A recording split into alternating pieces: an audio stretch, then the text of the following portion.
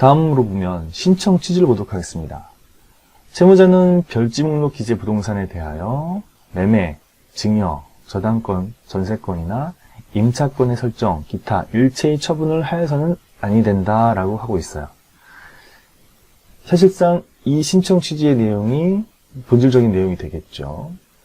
채무자로 하여금 매매나 기타 등등의 어떤 처분행위를 하지 마라라고 법원으로부터 명령을 구하는 것이고, 그 부분에 대해서 그 결정에 의해서 등기사항 증명서에 가처분이 등록이 됨으로써 실질적인 효력이 발생하는 겁니다. 자, 그렇다면 신청 취지를 기재한 뒤에는 신청이 왜 내가 가처분 신청을 하게 되었는지에 대한 부분을 밝히는 것이죠. 내용을 살펴볼까요?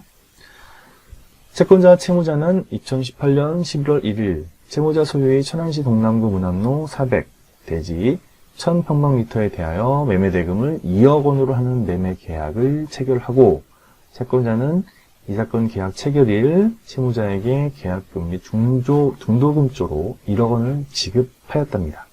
그에 대한 증거로는 부동산 매매계약서와 송금 내역이 있네요.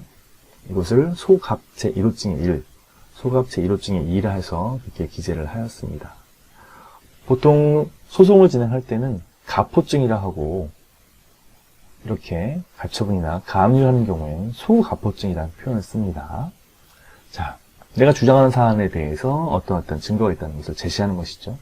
자, 다음으로 잔금 지급일인 2018년 12월 31일 채권자는 잔금 1억 원을 준비하고 채무자로부터 소유권 이전 등기 서류를 건네받기를 바랐으나, 채무자는 공인중개사를 통해 양도소득세를 채권자가 부담하는 것으로 계약을 변경할 것을 통보하고는 약속 장소에 오지 아니하였습니다.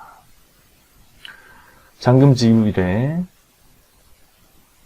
채권자, 매수인은 잔금을 지급하려고 했다는 것이죠. 그런데 매도인은 소유권 이전 등기 서류를 준비해서 잔금을 받고 서로 동시행 관계에 있기 때문에 이와 같은 절차를 이행하였어야 됐는데 계약상을 바꾸겠다는 거예요. 양도소득세를 부담해달라고. 이건 계약이 변경인 것인데 이건 사실상 무리한 것이죠. 자, 어찌되었든 잔금 수령을 거절하고 있는 것입니다. 채무자가, 매도인이요. 이후 채권자의 계약 이행 촉구에도 불구하고 채무자가 끝내 잔금 수령을 거절하기에 채권자는 이 사건 계약에 따른 잔금 1억 원을 귀원 공탁권에게 변제 공탁하였습니다. 즉, 당사자가 잔금 1억 원에 대한 수령을 거절하기 때문에 변제 공탁을 했다는 겁니다. 이때 변제 공탁을 할 때는 조건을 달 수가 있을 거예요. 어떤 조건일까요?